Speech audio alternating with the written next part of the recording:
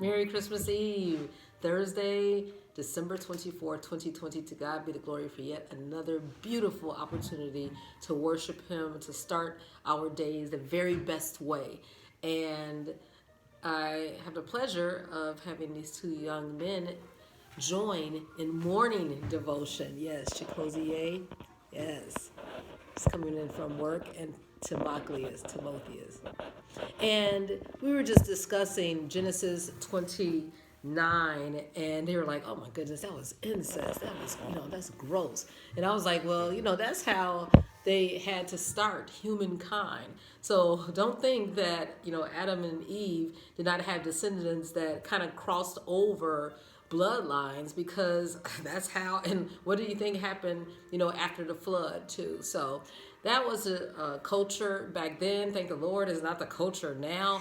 But what I wanted to focus in on, as far as what spoke to me, was rejection.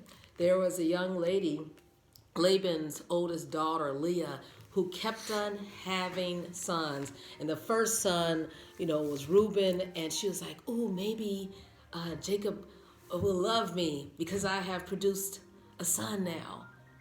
Yeah, and how many females or males sometimes do things so that they can win the affection of others. Or maybe if I lose weight, 30 pounds, he's going to love me more, be faithful.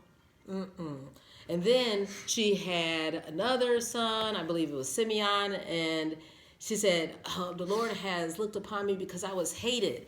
And then Levi, she had 3 sons. She was like, yeah, this is a celebration. And then the 4th son, Judah, I will praise thee. Listen, we could keep on. And we know that the Lord allowed her to have these children. But the mistake is when we try to do something to try to gain the affection of others, whether it's young men, young women.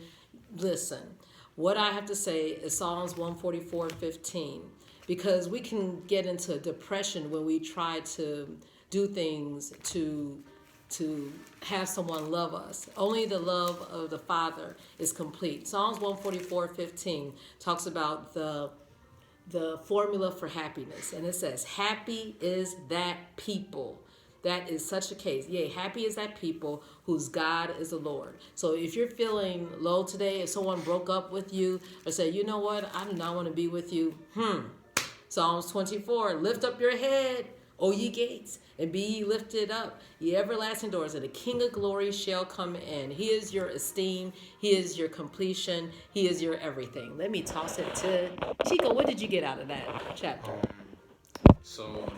I didn't really have a verse, like a concrete verse, but I was getting some of the stuff that you were saying about, like, wanting to live up to somebody's expectations, and how that brings about depression. Like saying, like how Rachel kept having children. Leah. My bad. Leah kept having children, because the Lord took pity on her, because Jacob didn't really like her. Right. And she just tried to please him by having kids and not wanting them for herself or whatever. And another thing I want to talk about is deception. When Jacob worked for 7 years for Rachel, he was deceived by his uncle and was given the other daughter, like, as a trick. Right. So, like, I'll just say, like, don't do stuff out of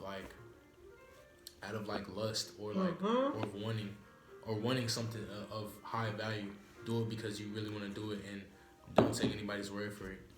That's beautiful. That's wisdom. Woo! From a young man. And then we're going to have Timotheus end us. In that chapter? Go ahead. Whatever the Lord put in your heart.